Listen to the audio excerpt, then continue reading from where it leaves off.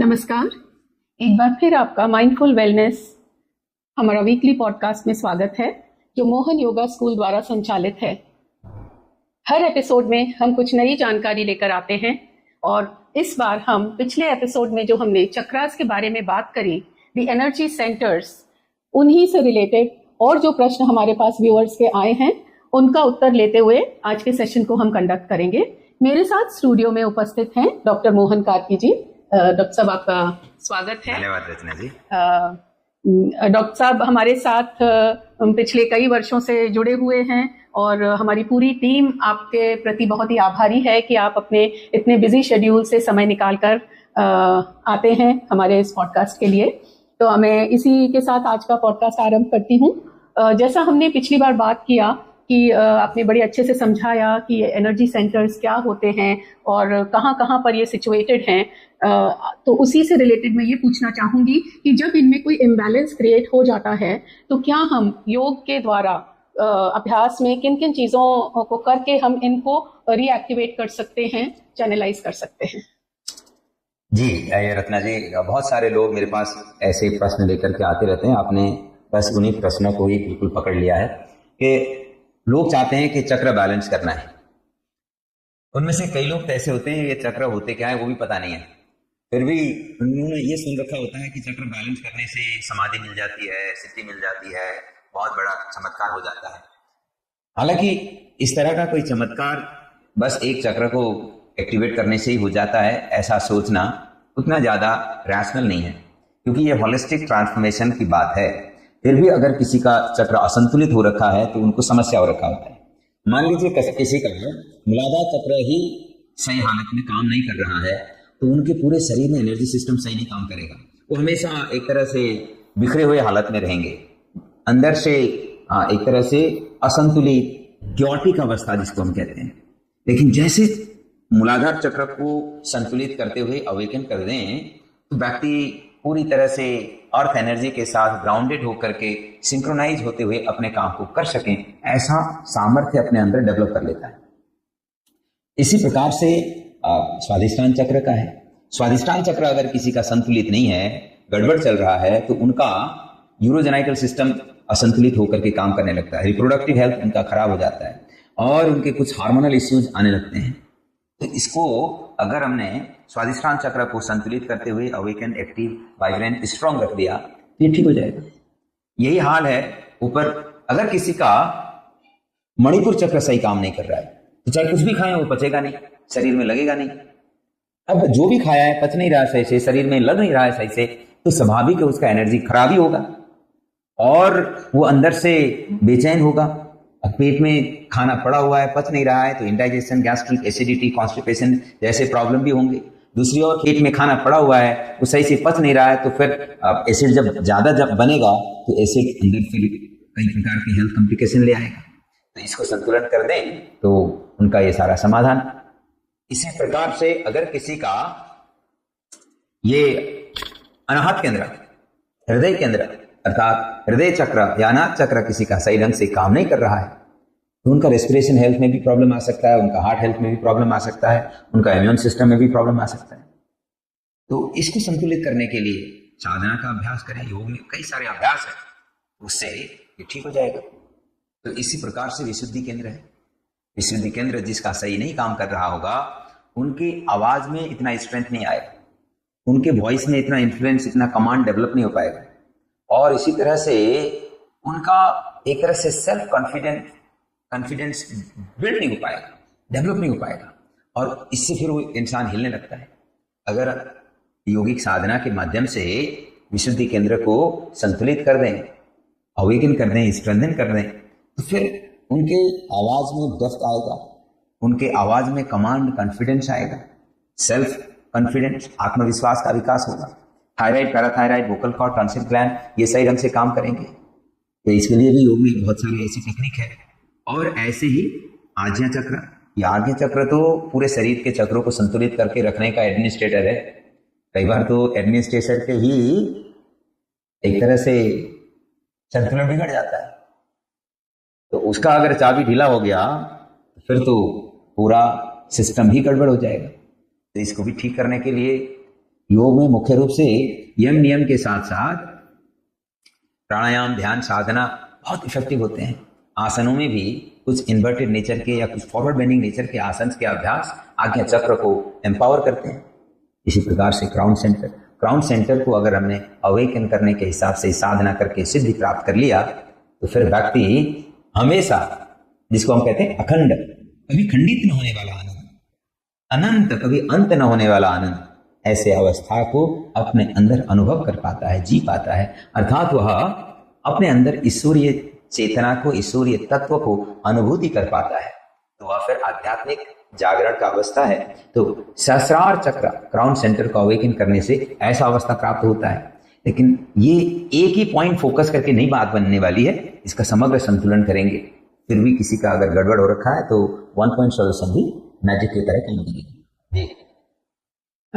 ये बहुत अच्छा बताया आपने कि इतनी सारी जो तकलीफें या इम्बैलेंसेस हमारे शरीर में क्रिएट हो जाते हैं, वो सब ही इन चक्रों से रिलेटेड होते हैं। तो अगर हमारे ये चक्र एक अच्छी सेहत में हैं, अच्छी से एक्टिवेटेड हैं, तो और डेली की प्रैक्टिस हमें इसीलिए करनी चाहिए योग की कि हम अपने पूरी बॉडी में जो एनर्जी सेंटर्स हैं उनको एक्टिवेटेड रखें, जिससे हमारी प्राण शक्ति हमेशा ऊपर की तरफ ही बढ़ती रहे, कभी भी हम लो फील ना करें। और अगर थोड़ा भी लो फील करते हैं तो उस समय भी अगर हम आज्ञा चक्र पे ध्यान देकर थोड़ी देर मेडिटेशन करते हैं तो तुरंत हम रिवाइव कर सकते हैं अपनी एनर्जी को। बिल्कुल। इसके लिए अगर हम देखें तो आज्ञा चक्र के अलावा अन्य चक्र का भी एक सिचुएशन है, एक केस है। मान लीजिए अगर किसी का मूलाधार चक्र सही काम नहीं कर रहा है तो उनको कुछ अभ्यास, जैसे अश्विनी मुद्रा का लगातार अभ्यास। अश्विनी मुद्रा कोई कठिन अभ्यास भी नहीं है, कभी भी कर सकते हैं। हम तो नॉर्मली पेशेंट्स को अगर कोई ज्यादा प्रॉब्लम लेकर के आते हैं तो ये सजेस्ट करते हैं कि जैसे मोशन क्लियर हो गया तो उसके बाद एनस और जेनाइटल रीजन के मांसपेशियों में कंट्रैक्शन ले आए, छोड़ दें, कंट्रैक्शन ले आए, छोड़ दें, कंट्रैक्शन ले आए, छोड़ दें। लगातार 20, 30, 50 बार कंट्रैक्शन रिलीज का अभ्यास करें। इतने में उस एरिया के मांसपेशियों में एक और ब्लड सर्कुलेशन बढ़ता है, दूसरी ओर नॉरिशमेंट डिटॉक्सिफिकेशन हो जाता है, तीसरी ओर स्ट्रेंथनिंग होता है। और जब ये एरिया स्ट्रांग हो जाता है तो संतुलन अपने आप ही डेवलप होता है। इसके लिए कई सारे और अभ्यास हो सकते हैं, जैसे सर्वांग आसन, हलासन के अभ्यास हो सकते हैं, पश्चिमोत्तानासन का अभ्यास काम कर सकता है। इसमें पूरे एरिया में मांसपेशियों में अद्भुत लेवल का कंट्रोल और कंट्रैक्शन आता है। जब इसको होल्ड करते हैं, हाँ, ये ध्यान रखना जरूरी है कि इसके रिवर्स अभ्यास भी कर ले, मूलाधार चक्र को बिल्कुल चुटकी में अवेकन कर सकते हैं और इसको मजबूत बना सकते हैं। और ऐसे ही अब देखेंगे, अगर किसी का स्वादिष्टान चक्र ठीक नहीं है तो उनका यूरोजेनाइटिक सिस्टम में प्रॉब्लम आ गया, हार्मोन खराब हो गए, रिप्रोडक्टिव हार्मोन खराब हो गए, इनफर्टिलिटी का प्रॉब्लम आ गया, पीसीओडी, पीसीओएस, फाइब्राइड्स का प्रॉब्लम और यूटीआई इन्फेक्शन का प्रॉब्लम, प्रोस्टेट, मेल में प्रोस्टेट का प्रॉब्लम या किडनी का प्रॉब्लम आ गया। इस तरह के प्रॉब्लम आ जाते हैं जब स्वादिष्टान चक्र ठीक नहीं है। स्वादिष्टान चक्र ठीक नहीं है तो स्वादिष्टान चक्र को ठीक रखनी है तो उसके लिए उस एरिया में हमें एनर्जी चैनलाइजेशन करनी है, एक्टिवेशन करनी है। बहुत सारे अभ्यास हो सकते हैं, जैसे बहुत सामान्य से सामान्य अभ्यास, शलभ आसन का अभ्यास कर लें, बहुत अच्छा इफेक्ट आएगा। इसी तरह से अर्ध हलासन का अभ्यास कर लें, बहुत अच्छा इफेक्ट आएगा। इसी तरह से सेतुबंध का अभ्यास कर लें, बहुत अच्छा इफेक्ट आएगा। इसी तरह से भद्रासन, इसमें इवन मूवमेंट के साथ करते हैं तो ये मूलाधार के लिए भी काम करेगा और स्वादिष्टान के लिए भी काम करेगा। ऐसे बहुत सारे ऐसे अभ्यास हैं। दूसरी ओर उड़ियान बंद का साधना, उड़ियान बंद का अभ्यास कर लें, मूलबंध का अभ्यास कर लें तो मूलाधार के साथ साथ स्वादिष्टान तक के लिए भी ये काम करेगा। और ऐसे ही अगर किसी का मान लीजिए मणिपुर चक्र, इसके कई सारे नाम है, नाभि केंद्र भी कहते हैं, सोलर प्लेक्सस भी कहते हैं, तो यहां प्रॉब्लम है तो क्या होगा, उनका खाना पचेगा नहीं, उनके लिवर में प्रॉब्लम आ जाएगा, डिटॉक्स में इश्यू आ जाएगा, उनका पैंक्रियाज में प्रॉब्लम होगा, डायबिटिक कंडीशन भी आ सकता है। और इस एरिया के सारे वाइटल ऑर्गन्स में प्रॉब्लम आने का मतलब गॉल ब्लैडर में प्रॉब्लम हो सकता है। और अगर इस तरह के प्रॉब्लम हो गए तो इसके सिम्टम के रूप में मैनिफेस्टेशन क्या होगा, खट्टी डकार आने से लेकर के, गैस बनने की समस्या से लेकर के, इंडाइजेशन की समस्या और पेट में ब्लोटेड फील होने का समस्या, पेट साफ न होने का समस्या, इस तरह से डेवलप हो जाते हैं। तो इसको ठीक करनी है तो कई सारे अभ्यास हो सकते हैं। ये एब्डोमिनल रीजन, मुख्य रूप से नेवल सेंटर के आसपास के एरिया को मजबूत करना है। तो नाभि, अगर नाभि एरिया के मसल्स वीक है तो कभी भी इधर उधर फिसल जाता है, अपनी जगह पर ये टिक नहीं पाता है, स्ट्रेंथ ही नहीं है मेंटेन करने का। तो यहाँ हम बहुत सारे अभ्यास करते हैं।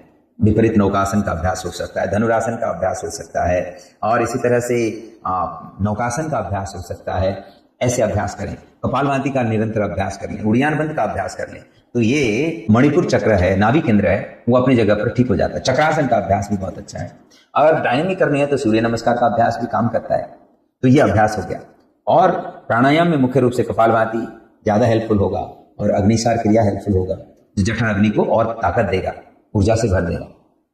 और थोड़ा ऊपर चले जाएंगे, अगर किसी का मान लीजिए अनाहत केंद्र, हृदय केंद्र सही ढंग से काम नहीं कर रहा है, तो उनके अंदर एक तरह से ये अवस्था होगा कि वो प्रॉपरली चीजों को रिसीव भी नहीं करेंगे, नहीं कर पाएंगे, चीजों को बाहर रिलीज भी नहीं कर पाएंगे, और व्यक्ति ऐसे सिकुड़ता जाता है।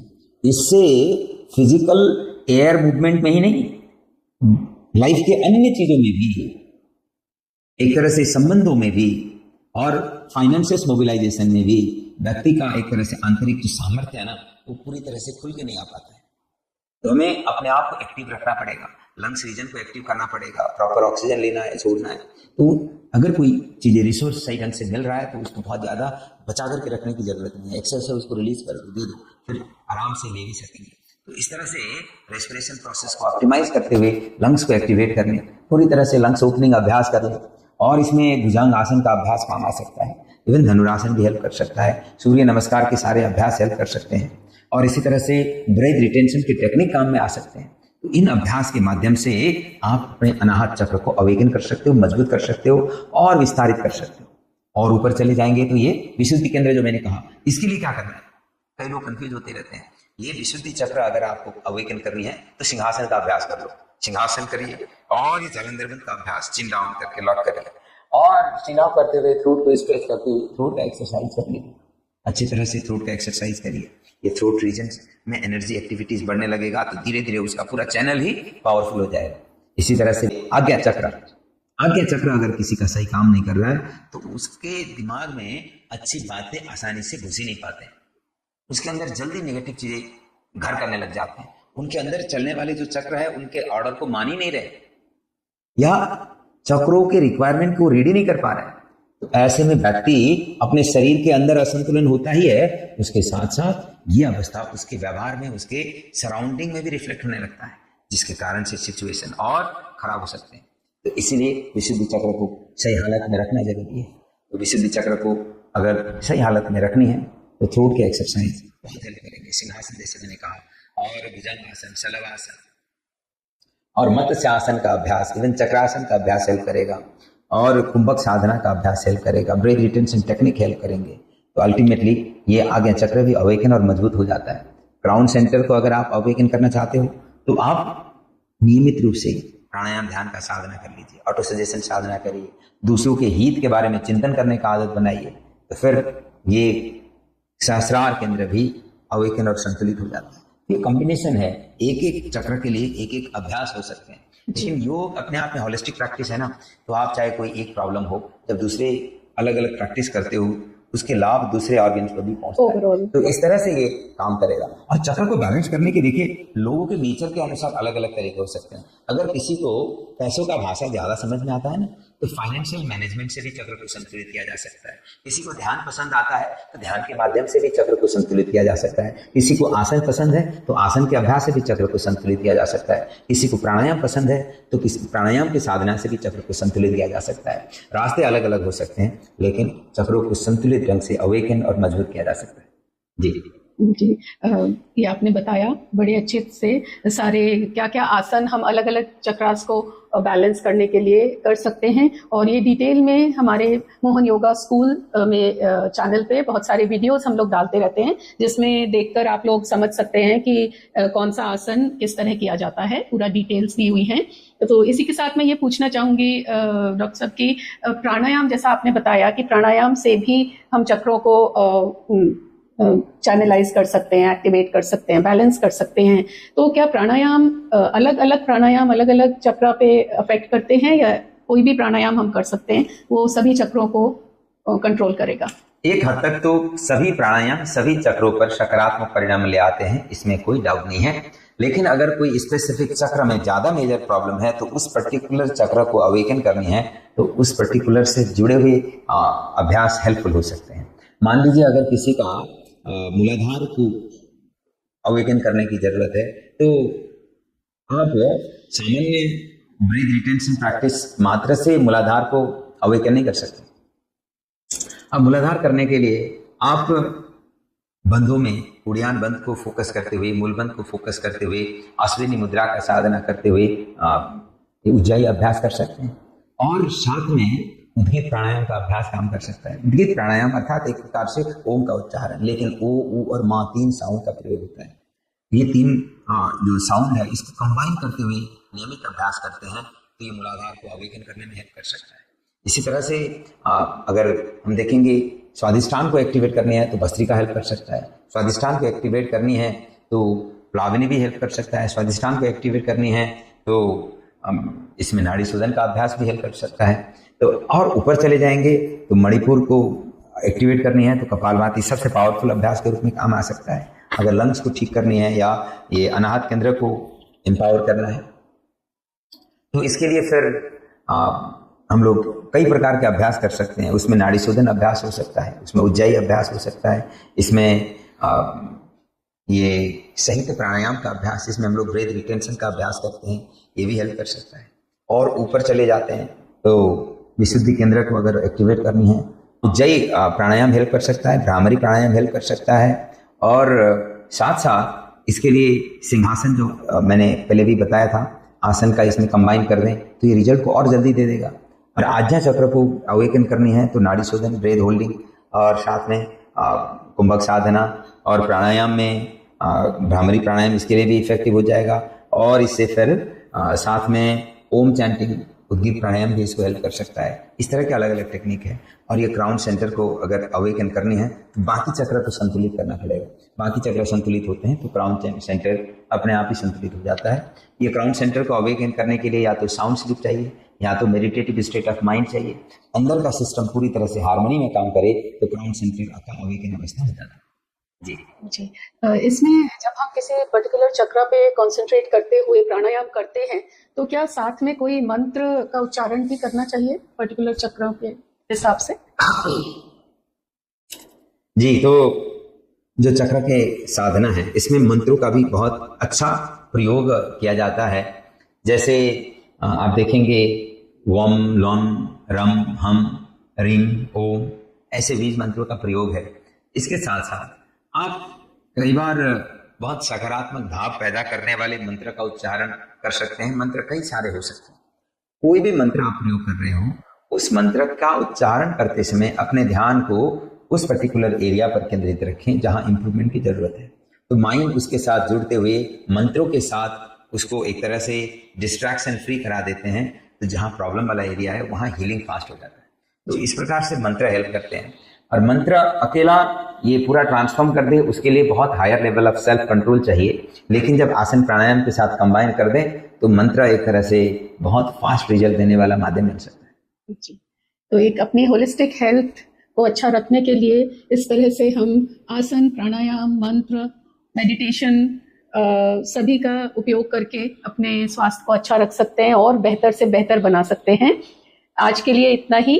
नेक्स्ट पॉडकास्ट में फिर आपके साथ उपस्थित होंगे हम, और उसमें हम लोग कुछ ध्यान के बारे में बात करेंगे, क्योंकि ध्यान का बहुत ज़्यादा महत्व है इन चक्रास को, इन चैनल्स को क्लेंस करने में, उनको एक्टिवेट करने में। आधार से लेके सहस्रार तक अपने ध्यान को किस तरह हम पहुंचा सकते हैं, इसके बारे में हम नेक्स्ट एपिसोड में जानेंगे। तब तक के लिए थैंक यू वेरी मच। नमस्कार। नमस्ते।